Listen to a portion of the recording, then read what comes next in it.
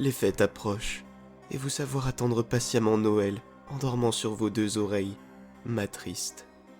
Vos nuits sont bien trop calmes et paisibles à mon goût. Laissez-moi donc dignement les hanter, grâce au récit du calendrier creepy du carrousel.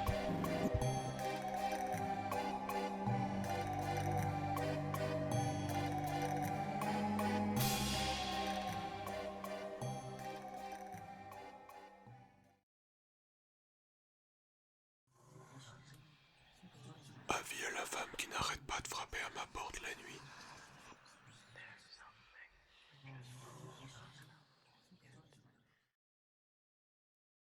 Je ne te laisserai pas sortir.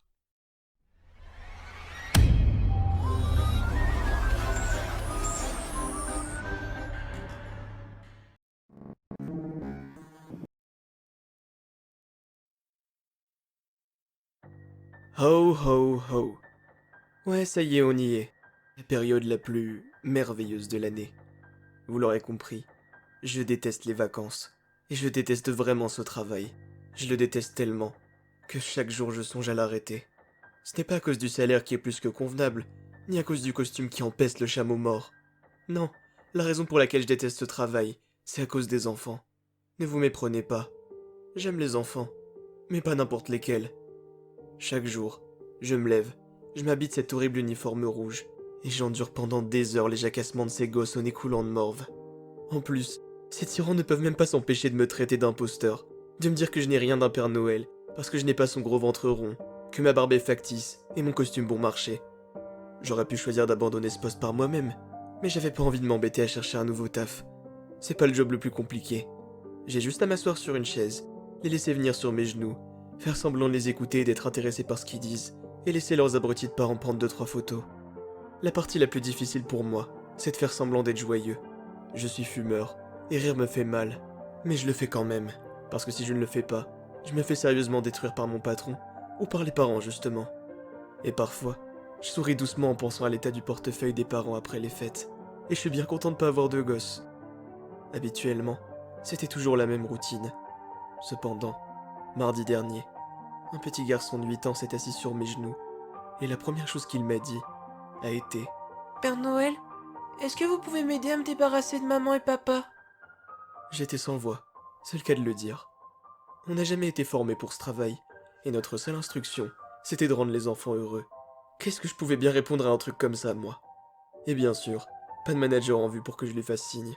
Il semblait que je devais gérer la situation seul. Il m'a regardé avec de grands yeux de merlan-frit. Je ne savais absolument pas quoi lui répondre, alors j'ai improvisé en répondant ce qui me semblait le plus logique. Pourquoi, mon petit? Maman et papa n'ont pas été sages cette année? Non, ils sont partis en voyage et ils m'ont pas emmené. Alors maintenant, je veux une nouvelle maman et un nouveau papa. S'il te plaît. Je dois admettre que ce qu'il m'a dit m'a un peu rassuré. J'ai déjà entendu ce genre de demande bizarre. Alors j'ai rassuré le petit, en lui disant que tout rentrerait dans l'ordre dès le matin de Noël. Il m'a câliné, puis il est parti. Au final, il était plutôt mignon celui-ci. Il n'avait pas tiré sur ma barbe, ne m'avait pas insulté d'imposteur, et n'était pas venu avec des parents insupportables. Il s'est passé un autre truc bizarre à peine 3 heures plus tard. Un gosse qui ressemblait beaucoup au précédent est venu me voir. Cependant, ce n'était pas lui. Il était habillé différemment, et n'avait pas exactement les mêmes traits. Mais je pouvais affirmer avec certitude qu'ils étaient de la même famille. Il s'est contenté de me montrer sa liste de cadeaux.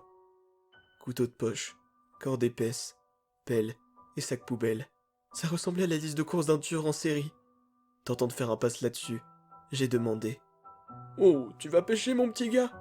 C'est pas la saison, Non, je dois faire quelque chose que je veux pas faire. a-t-il dit. Et qu'est-ce que c'est? Mes chiens. Je dois m'en débarrasser après que mon frère se soit occupé de papa et maman. Je dois les ouvrir et les voir souffrir. C'en était trop. J'avais eu ma dose de bizarrerie pour la journée. J'ai décidé de faire une pause cigarette. Je me souviens avoir arpenté le couloir arrière, essayant de donner un sens à tout ce que je venais d'entendre. Est-ce que je devais alerter la police? Réprimander ces gosses pour avoir des pensées aussi horribles? Est-ce que c'était ça que représentait le Père Noël pour eux? Un confessionnal? Un laissez-passer gratuit pour faire tout ce qu'ils voulaient? Puis, j'ai croisé les deux petits garçons avec leurs parents. Ils semblaient bouleversés. Ils criaient et pleuraient tous les deux. si bien que je me suis senti très mal à l'aise pour les parents. L'un d'eux a même crié à sa mère. Non, je veux pas rentrer à la maison, je te déteste, je veux rester ici. Ils ne ressemblaient à rien de plus qu'à de petits morveux prétentieux. Leur attitude m'a convaincu que je réagissais de manière excessive. Les enfants sont de plus en plus méchants de génération en génération. Alors je me suis dit qu'il n'y avait rien à craindre. Je me suis calmé, en me disant qu'au final il n'y avait rien d'extraordinaire. Juste des enfants. Qui sont des enfants. Moins d'une heure plus tard, cependant, j'ai vite remis tout ça en question. Le troisième enfant s'est avéré être un sociopathe. Il était en fauteuil roulant. Sa mère a dû l'aider à s'asseoir sur mes genoux. Et il avait l'air d'avoir des problèmes respiratoires. J'avoue que ça m'a mis un peu mal. Les gosses m'agacent, mais j'ai un cœur tout de même. Et que veux-tu pour Noël, Tommy ? Lui ai-je demandé après avoir appris son prénom. Il a lu une longue liste de jouets qui l'intéressaient. Mais vers la fin, il a pris un air très triste et solennel. Qu'est-ce qui ne va pas ? Ai-je demandé. Je veux pas rentrer à la maison avec maman, a-t-il dit doucement. Mon cœur s'est serré. Je sais qu'un collègue avait déjà dû faire face à ce genre de situation. Cet enfant était-il maltraité ? Est-ce que tu te sens en sécurité à la maison, Tommy ? Ai-je demandé inquiet. Oui, oui, mais parfois, maman et papa font pas ce que je veux, alors je veux leur faire du mal. J'ai marqué un temps d'arrêt. Attends, qu'est-ce que tu veux dire ? Ai-je demandé en sortant complètement de mon personnage. Il a souri. Il avait des dents courtes et pointues, comme celles d'un requin. J'arrive tout simplement pas à m'arrêter. C'est pas ma faute. Je pense que je vais le faire ce soir, a-t-il dit joyeusement.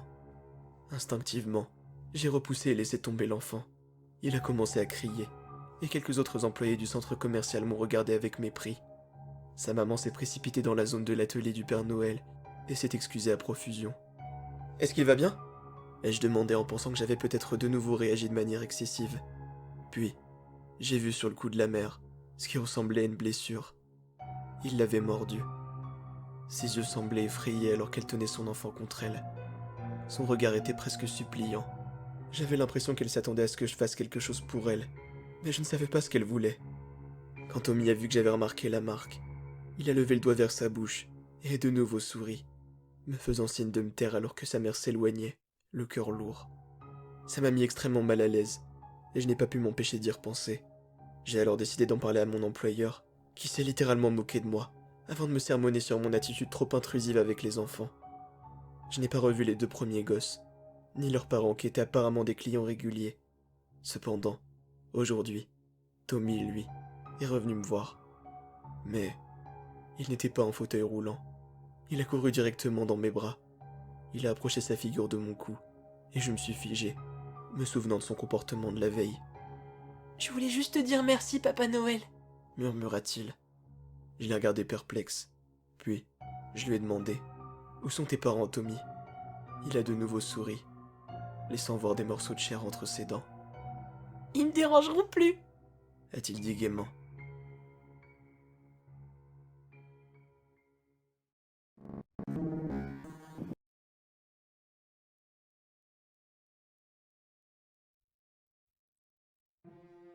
Maman dit qu'on doit croire au Père Noël si on veut des cadeaux. Mais des fois c'est difficile. Comme quand je vois dans le centre commercial un Père Noël totalement différent de celui que j'avais vu l'année dernière. Et si je pose la question à maman, elle me répond tout le temps de pas parler de ça. Elle me dit que si j'en parle, j'aurai pas de cadeau pour Noël.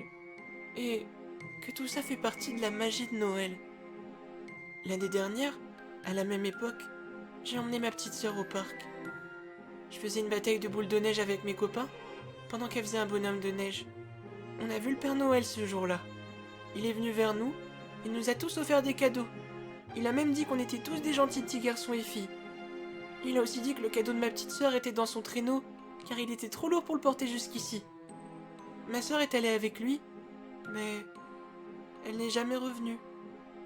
La police nous a posé beaucoup de questions, mais on a tous insisté sur le fait que c'était juste le Père Noël. Grand, tout rond et rouge. C'était tout ce qu'on savait. J'ai eu tellement de cadeaux ce Noël-là. Beaucoup plus que d'habitude. Je suis tellement heureux d'avoir dit à personne que le Père Noël ressemblait beaucoup à notre voisin, Monsieur Wilkins. Et je suis heureux d'avoir dit à personne que j'ai vu ma petite sœur entrer dans son camion bleu, au lieu d'un traîneau. Mais maman m'a dit de ne jamais parler de ce que j'avais vu. C'est juste la magie de Noël. Et elle dit qu'il faut croire au Père Noël si on veut des cadeaux.